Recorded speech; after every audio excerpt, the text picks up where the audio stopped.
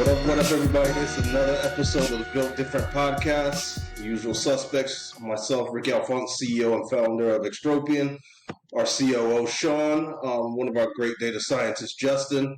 I want to welcome you guys back for another week. Today's topic, we want to discuss the evolution of technology and how it's aided in the ease of use for different things we do in life, the different things that may have been a little bit more difficult in the past. It's just taken a lot of roadblocks out of it. So, always tell stories on here and to Justin and Sean about my parents and how, technologically, they're resilient to technology and the change of the technology. Anything new that comes out, even though it may be helpful to them, they're a little bit more resistant to it. But once they adapt to it, it makes their lives easier. So, is there anything, in the past couple of years that you guys have recognized as something that, has made your life easier? Using is easier. It's just an easier process overall. Anything that comes to mind off the top of your head? I remember, honestly, just connecting to the internet. I remember back with dial-up with AOL back when I was like a kid. If I got the internet, I couldn't get on something like that, or we had to fight over who was going to use the internet. I can't believe that was where we were back then. But now it's just as long as you have Wi-Fi, anybody can go on. It's so much more accessible nowadays. It's hilarious that was ever an issue in the first place. Those were rough times, man. Picking up the phone and somebody's on the internet. You hear the internet dial tone. Yeah. And you were really balling when you had it'd be like your friends would tell you man, no, I can get on the internet and get on the phone at the same time. You're like, damn, I gotta get that, And sometimes you have the dual lines, and once you had that, you were a man, Yeah, I remember those days. I do not remember. How about you, Sean? You guys are both older than me, apparently. No, but I remember back when my family used to take road trips and stuff. My parents would have, the big paper maps that they would pull out, and they'd be looking at the map, trying to figure out what road we're on and stuff. And I'm my dad still likes those maps, and I'm I will never in my life use one of those maps. I don't want to learn how to use one of those maps. That is what my phone is for. That is what GPS is for. So I don't know. I think that's something that I've always found funny is differences in the different generations, what they're used to versus what, my generation or our generation has grown up on and what we're used to, What about you? That's funny. No, I'm thinking back to what you're saying. This was funny about what you guys what we're probably all going to say on here is it brings you back to that time. You automatically you're seeing yourself at that age, and just remember instances where it was annoying as hell. These different things because I never did the map thing, Sean. The map thing was always going to be a headache to me because you got to really measure, and there's you have a scale on every map. The maps may be different, but just actually having to take something and measure it and then gauge the distance and stuff like that. I was like, nah, man, come on, I'm not doing that. For me, it was printing out MapQuest. I don't know if you guys remember the website MapQuest, and going in and putting in your place of origin and then your destination, and then driving and reading the actual directions. Okay, I need to turn left here. Okay, then I turn right there. And then I remember getting in cars with GPS. Damn, this person, they're doing well, man. These they got it made. They're in the upper class, the upper crust of society because they have a GPS in their car. And then all of a sudden, everybody start getting in. And it's oh, they're not that special anymore. So it's funny how things like that play out, Yeah, definitely. Yeah, for sure. For me, I have a ton, but I'm thinking even more modern conveniences, and this is third world problems here, but or first world problems, I should say here. But I realized this the other day when I was, I think, using another vehicle, I was helping somebody move or something. So I was using an older truck or something, but it's something so stupid, but it's man, you go back to it, and Justin, you probably know what I'm talking about here, but automatically being able to open your door without the damn key, without the key fob in the car. Yeah. Like just grabbing the handle and opening it. Yeah. Like I literally got so angry. Like I'm carrying all this stuff in my arms. I'm like trying to open the door. I'm like, damn it! Oh, it's an older truck. I can't. I gotta pull out the key fob, put all the stuff down, take the key fob, open the damn, like hit the unlock button, open the door. I'm like, so that, like I said, first world problem. My God, that angers me when I drive another vehicle and I have to pull out the damn key fob to open the door. And same thing with locking it too, because I like to just get out. Like my car, I get out, lock it, and there's a button on the top. You just press it as you're walking out, and it will lock. Like I hate pulling out. It sounds crazy because a few years ago it was like that. The key fob was like, oh man, I don't have to put a key in my door and open it. I can use the key fob and just automatically. And then remember back in the day, people used to, when it was kind of on the more luxurious vehicles, but you would hit the key fob and hit the and people were like, oh man, who's that? And then it turned into like what I'm saying now, where it's like everybody had the key fob, and now I'm like angry when I can't just press a button and open the damn. I can't just open the door handle having the key in my pocket. Small thing, but yeah. You would not want to live in my life, Ricky. You would not enjoy it. It's gonna be when you change vehicles, Sean. It's gonna be a whole new world for you.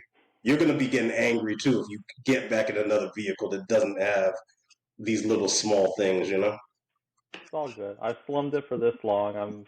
I'm accustomed to it. Yeah. I mean, we all were at some point, but like, yeah, when you change vehicles, it's not. You're gonna be like, oh, this is so wonderful. It seems small, but it really is nice.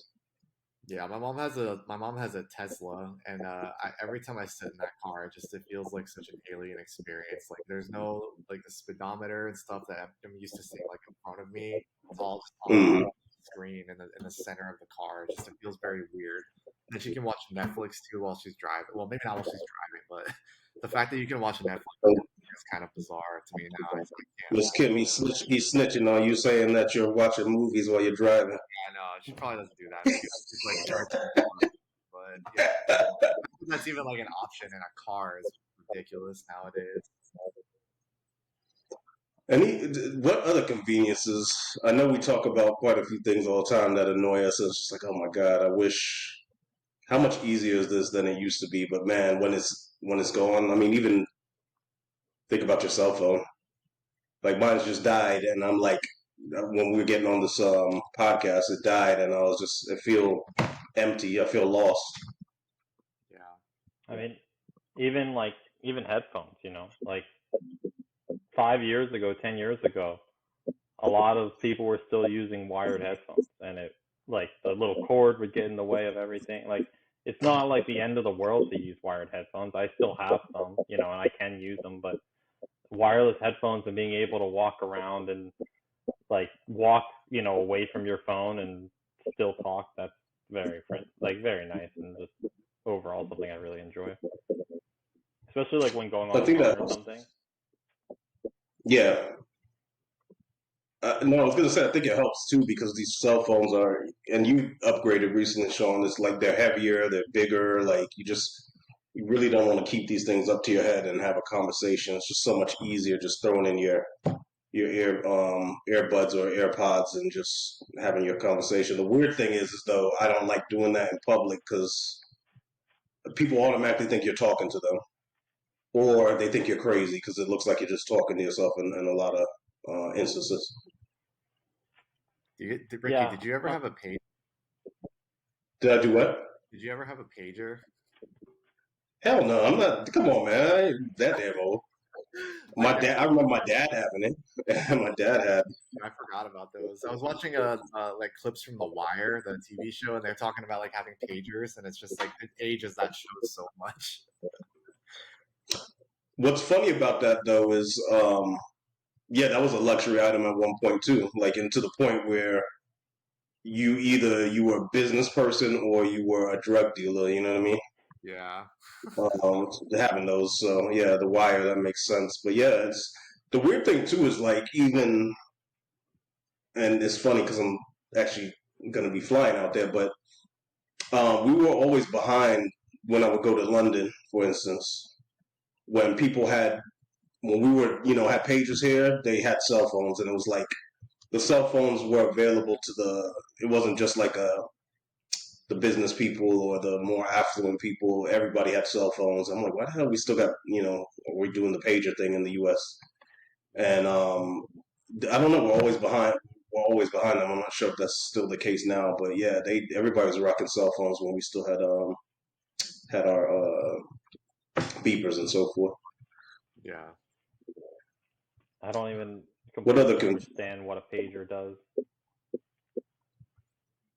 It was literally because remember you had your oh my god, I'm like this is crazy. I have to explain this, but you had payphones. You didn't nobody had cell phones to just pick up and call. So say for instance it was if somebody from your family needed to reach out to you, they would page you. Like what it is, you call a number, and when you call that number, it would ask you to input the number you're calling from, and you would that number would pop up on the pager, so it would beep on your waist. You'd look at it and be like, oh shit, my mom or whatever's calling, let me go to the payphone and call. And people would put codes in there too. There would be codes for like just different things on there. Kind of like gifs and memes, like how we create gifs and memes, or certain things mean certain things. You do a code on the pager to signify an event or something. So, but it's crazy because that ties into like a lot of things we're saying as well. Because imagine, we're going back to the cell phone again. Imagine the days of having to open a phone book and find the information. Gosh, yeah. You know what I mean? The cell phone does how many different things that people used to like have to do separately. The phone book, being notified of via text message, your email, browsing the web. You know what I mean? Like listening to music, or like so many different peripherals we all used to have to use, or like previous generations had to use, and it's all here in one thing. And that's why like it cuts off, and I feel empty. I feel lost because like everything's on there. It's kind of crazy that we still refer to it as a phone when it does so much more than just. It's so much more than just being something used to call people. I saw a comedian. He made a joke that like calling an iPhone just a phone at this point is like calling a Lexus a cup holder or something. Like it just doesn't make sense. It's just so much more than that. They tried rebranding with even like bigger phones, phablets. They called it like a tablet and phone, and it just never caught on. It's like it's my phone, my mobile phone. Yeah. But I think too the other thing you got to think about with it is like watching movies and stuff like that. So it's also it replaces your TV in some instances. Yeah. What's crazy too is like you were talking about like how you used to need a phone book, right? To like, let's say you were going to place an order at a restaurant. You needed a phone book to look up the restaurant, and then you'd call and place the order.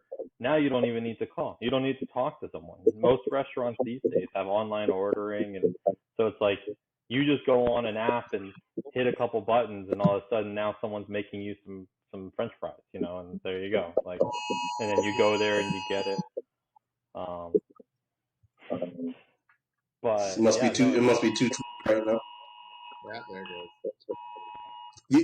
So what I meant to tell you guys, you have to turn the phone all the way off, or it still comes through even if you put "Do Not Disturb" on. I did not know that. Yeah. I meant to tell you that. It's crazy, but yeah. At least we know our emergency systems are working. Yeah. So another cell phone, emergency broadcast. It's another thing. There you go. I didn't realize it would also come through my watch. Oh yeah. I didn't know that. Okay. But go ahead, Ricky. No, I was thinking about too, like school, like how much school has changed, like from our parents having to actually go to the library, your local library, and get a book out, go and like even microfilm or whatever, which a lot of old newspaper articles are on there. Have you guys ever seen one of those or used one of those before?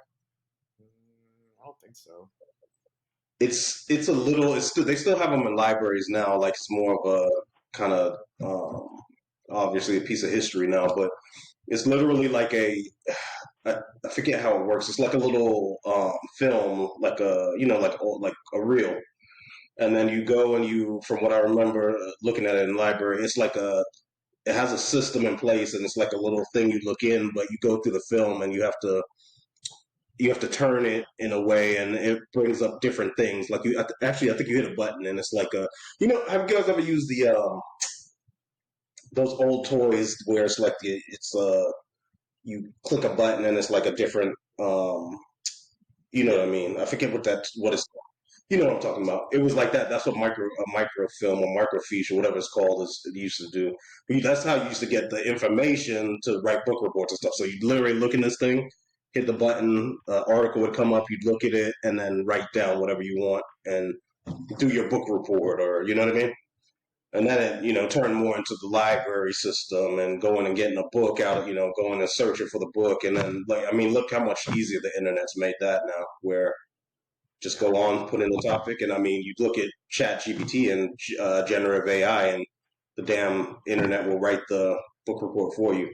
Not to say any kids watching the podcast don't do that. That's not how you learn. That's not how you grow. But yeah, that's imagine doing that now, because like we're all out of college now, and this is something that kids will probably be like, "Well, you guys are old because we use Chat GPT now to write our."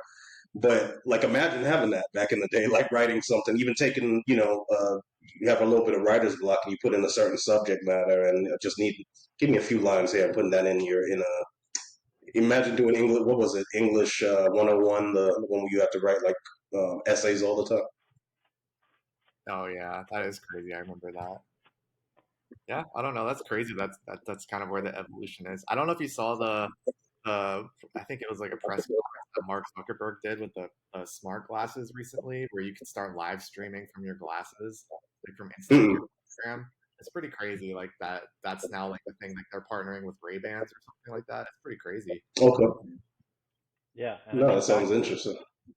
back to like the school aspect. Like I remember when I got to college and stuff, like I'd hear about students that were younger than me, and they'd be like, "Oh yeah, like we all get like laptops now," and I'm like, "They just give you They're like, "Oh yeah, they just give us laptops." I'm like, we had notebooks, we had to write stuff. We didn't just have little type laptops wherever we needed. And I was talking to Ricky about it earlier, and it's like how the next generation of people is so familiar with technology to the point where, like, if technology didn't exist, we would be very screwed. Like, whether it's maps or whether it's, like most 10-year-olds nowadays know how to use a phone, right? It's like or know how to use your smartphone. Like they know it sometimes better than their parents do. They go on and they just like know exactly what they're doing, and the parents are like, I don't know what this is. It's funny. Yeah, it's getting younger and younger, and I think going back to school as well is like, you know, how many kids have iPhones going to school? It's like 6 and 7 year olds. It's like, you know what I mean? Like for a while, it was like, yeah, you're too young to use a phone. That's an expensive piece of technology. Don't want you breaking it. And now you see kids walking to school and getting on the bus, and they have iPhones in their hand and AirPods in their ear. So like when I was in school, like we really, and even UCF, um, well, in the sports business management minor, we couldn't have any type of devices out, but yeah, like people being on their phones and getting on internet and Facebook and stuff like that. But in grade school, like we didn't, nobody had phones at that point, or we weren't responsible enough to use phones or anything like that. So it's just crazy too that the generations now, it's like, yeah, this 5 year old, 6 year old needs a cell phone. I was talking to one of my friends the other day, and he's like, yeah, damn, my son wants an iPhone 15. I'm like, isn't he like 5 or 6? Like, what the hell? You know what I mean? So it's crazy now too that it's more acceptable for younger generations to use it, and I think it stems from what you said, Sean. Like going over to a friend's house with little kids, like 2 year olds, and they already know how to change screens or go get on Netflix and pull up the movie they want and stuff like that. It's wild. Yeah, my I have a couple. oh, go ahead, Justin. I was just gonna say I have a niece and nephew too that are the same way. That they have like an iPad and stuff. They know how to use it and everything. It's crazy to watch. Yeah, I Yeah, remember you were saying something? I remember when I was younger, like, it was like I think around like end of elementary school, like early middle school was like that's when most people started getting like a phone, like their first phone or whatever. And like I remember my mom made a deal with me that if I did cross country in 6th grade, that I would get a phone at the beginning of 6th grade. And if I didn't do it, then I'd get it like at the end of the year. And I tried to do cross country and then I didn't like it, so I waited till the end of the year to get a phone. But it's like, God forbid, we wait till we're like 11 or 12. Now it's like every 8-year-old is like, oh, I need a phone, and it's like, okay, I guess, but not really. Well, I think what's changed with that too is like, and it's weird because if you think about it, generations and generations before us, there was no way to call back home, or if something happened, you know what I mean? Because that's the excuse now. Is like, oh, I need to get my kid a phone because they need to get in contact with me. What if they need, they're leaving school, like doing tutoring or whatever? I need them to get in touch with me. Um, I think that has made it like that made the case for kids carrying phones all the time. You know what I mean? And yeah, it's crazy. Like I said, generations before, like you would have to get on a payphone and call them. You got to make sure your kid has a quarter. And before that, it's like, how do how did they even reach back home? And if an emergency happened, what I mean? It's crazy to think about.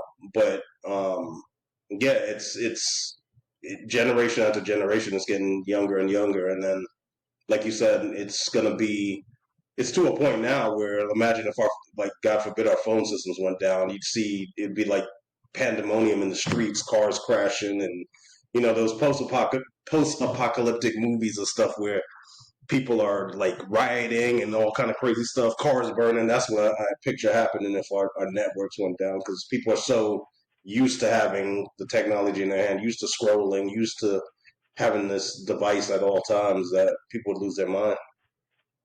Yeah, totally.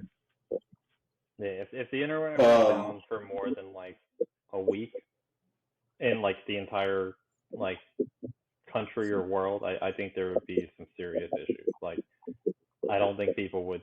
I think there would be like genuine chaos in the country, in the world. Well, yeah, especially now, a lot of our banking systems and everything are very internet based, and just the flow of information and everything that kind of happens in the background using the web. Even our military, a lot of military operations and things are relying on the internet or satellite, or yeah, we'd be in a world of hurt. Go ahead. No, go ahead, Justin. I was just gonna say, how do you think COVID would have went if we didn't have like internet at that time? Like, if the internet went down during COVID, you mean? Yeah. Or like we didn't have the internet. Like the internet. We didn't have the internet during lockdown. Can you imagine? I don't want to. Yeah, that would have been bad. More people probably would have done outdoor activities, but like, still, it's like, I think the bigger issue would have been if you didn't have internet at the beginning, just the spread of information. Like, how would people hear about something like a big infectious disease if you can't, if it's not on the TV, not on the internet, it's like, I don't understand. Like, that's why, like, that's why I don't understand how things used to be how they were. It's like you have to wait until the next day for the newspaper to come to find out any new information. Like, that's nuts to me. So. Yeah, newspaper, local news. Yeah, that's wild. But yeah, no, that would have been really bad because so many people suffered from separation anxiety from friends, from family, like a lot of mental. Unfortunately, you still see ramifications of it, mental health issues and so forth. But yeah, that was our way of communicating. Like, we wouldn't have been able to do anything because that's everything we do is virtual, so we would have been dead in the water. But yeah, no, it's that the internet, our phones, our ability to communicate over you know in ways we haven't been able to have to be the biggest things because even calling overseas, I remember having to use a calling card to family over in the UK or in the Caribbean, or we used to have to get these calling cards, and they were complete BS. They would you buy 60 minutes and it would be like 30 minutes. The thing would cut off all these minutes. So it was a waste of money. They were expensive too. But having WhatsApp now and being able to just call like toll free to my cousins and everything, it's like we can call and I can text my cousin at any point rather than setting up specific times where like we were gonna call them and maybe they're not home or whatever. So thank God for that. Times have changed. It's crazy. The crazy thing is thinking about where we'll be in the future. Like we're having this conversation now. Somebody goes back in time and watches this, which everybody go back and watch our old episodes, and hopefully years down the line people go back and watch this. But they're gonna be like, listen to these guys talking about that old ass technology. Like, man, they were, you know what I mean? It's crazy to think about like where we'll be in 10, 15, 20 years. Yeah, they'll be like, oh, these guys are talking about like using a map and driving somewhere. Like my car just takes me there, or my just They teleports there. they actually drove. They actually rode on the ground. You know what I mean? We fly everywhere. We teleport everywhere. You know what I mean? Um, and then they're like doing the zoom on a camera. Like we did a virtual thing. We were like right in front of each other, a holographic thing. I don't know. It's crazy to think about. Um, but I will say this though. I think that as much like we always think about like years down the line and like man by 2040 this we're going to be doing this and that, and it never ends up being that way. It always takes a lot more time than usual to for the advancements we envision happening down the line to happen. Like technology moves fast, but not as fast as like what you see in movies or TV shows or what you even imagine. Yeah, I was thinking, is it Back to the Future that uh, I think it's the second one where they show like the year is like 2017 or something, and it looks so futuristic. And now we're 6 years past that. It's not anything like that at all. We still have normal No, everything. Yeah, it's kind of people insane. are still trying to recreate his hoverboard, and it I hasn't been possible. So did see they did. Someone made like the shoes that he was wearing that like automatically tied or something. That was Nike, yeah.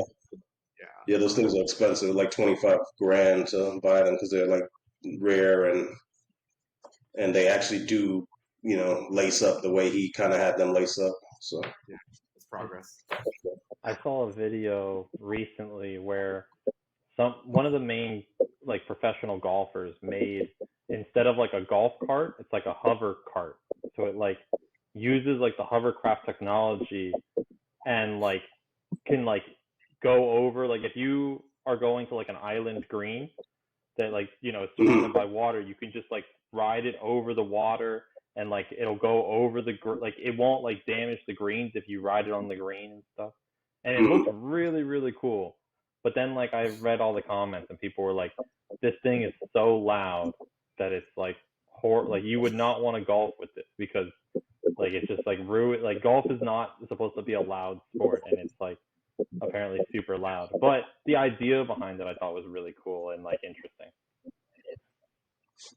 yeah, that's funny, but yeah, I'm all for the innovation and the trying the new things.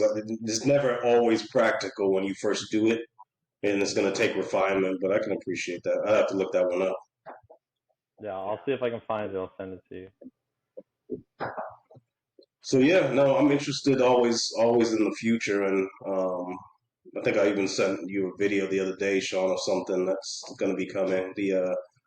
I think it was the humane AI assistant, but yeah, that's what got me into what we're building, and yeah, the goal is always to make it an easier make people's lives easier, make it more convenient, bring things to people's world that they didn't even know they needed or knew that existed. But in doing so, you make their lives easier. And, we're going to, I really truly feel like we're going to be that technology that people are like, damn, remember when people used to wear a wristband and people used to wear, they used to talk about putting sensors in their clothing. And thank God for Extropian, man, because it changed my life and saved my mother. And, that's really what I would love to, get out of this. And down the road, who knows, somebody might be doing a podcast on us and saying, remember when I switched to that new type of technology, and man, I can't imagine how people live their lives with these other things. You know what I mean? Yeah. But yeah, we put etch our names in the history books and in people's lives. I'm looking forward to that. So that being said, just wanted to wrap up. Always try and end on a high note, giving little pieces of information about us and what we're working on, and slow reveal, slow roll, stealth mode. But when we do reveal it, can't wait to hear the conversations and see the comments that people make, because I really think it's going to be a really powerful tool for people to change their lives and be the best version of themselves. So, with that being said, follow our journey, keep looking out for us. We'll be sharing bits and pieces of information here and there, and yeah, for an authentic look into a company and the people and all the hard work we put into something that's game changing. Follow us on our socials and everything. So, that being said, I hope you guys had a great, productive week. Be safe out there and be blessed. Thank you.